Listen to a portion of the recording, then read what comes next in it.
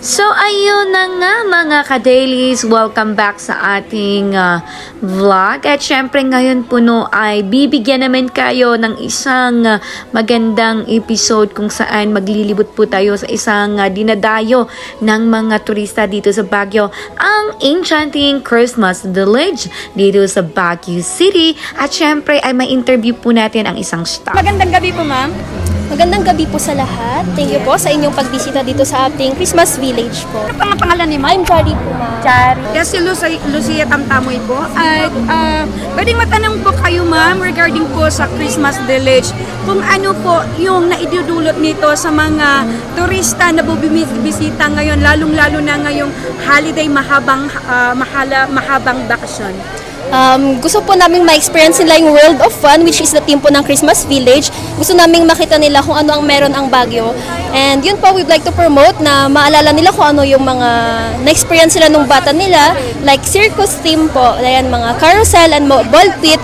Of course, our traditional snow show po and mga nativity and other activities po na pwede nilang mapanood dito po sa Christmas Village. Ayan, so since naman po ngayong na holiday po, no, kabilang na din po dito yung Halloween, All Saints Day, All Souls Day.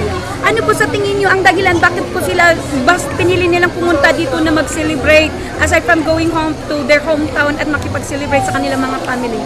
I think they're here to enjoy aside from the climate.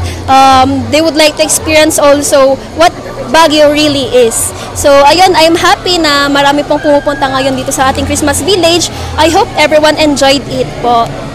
Ano po yung pinakamaganda na pwede nilang ma-experience dito sa inyong Christmas Village? I would like to recommend po is yung our nativity, which is performed by our staff na showcase po nila kung ano po talaga yung essence ng Christmas po. Ayan po sa mga nakakaalam naman, sa mga meron po tayong mga ipinagbabawal dito sa Christmas Village, ano po yung dapat asahan ng mga patao dito na dadagsa or pupunta dito sa ating Christmas Village?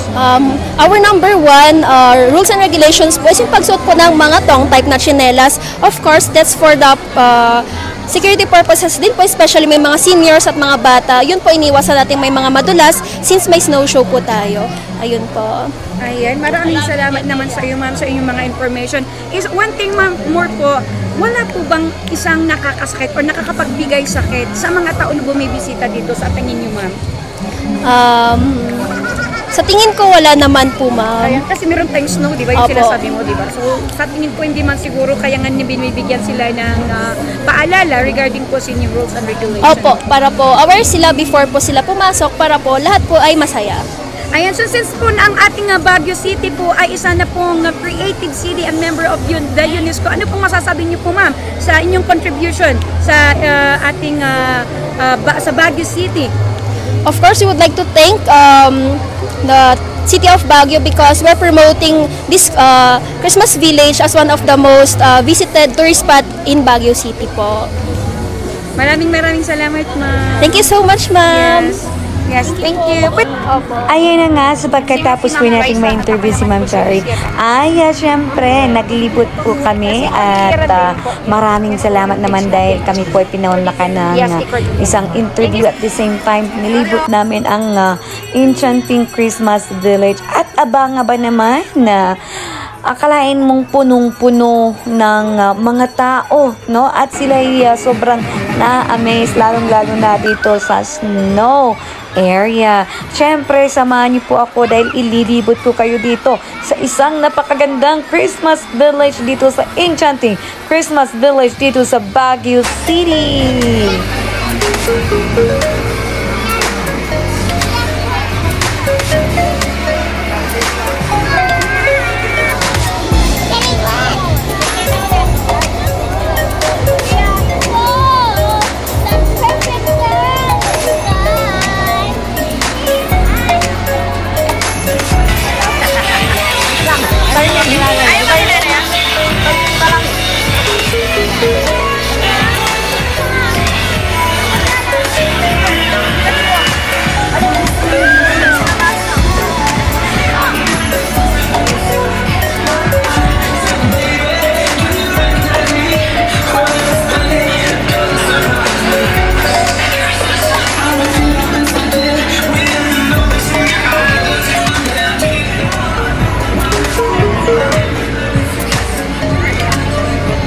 cotton candy. Yes na. Baka doon lang na yun. Banda dyan. Pera ko.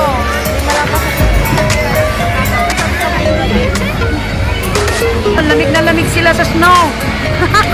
Lamig na lamig sila sa snow. Oh. Si Mami, oh, talagang feel na feel.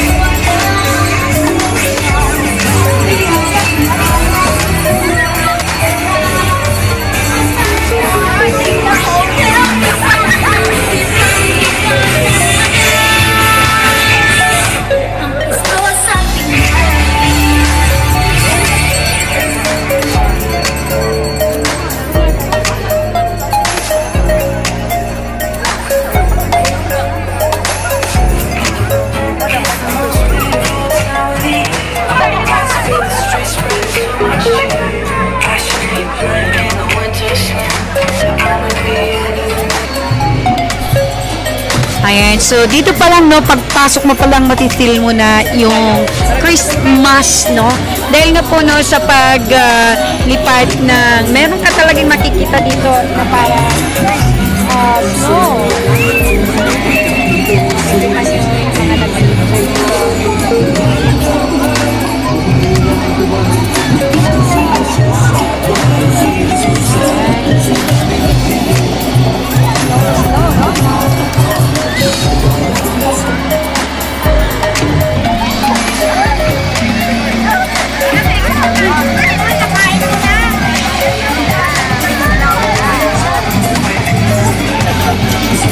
Dito mo makikita na snow pero hindi sila naka-jacket.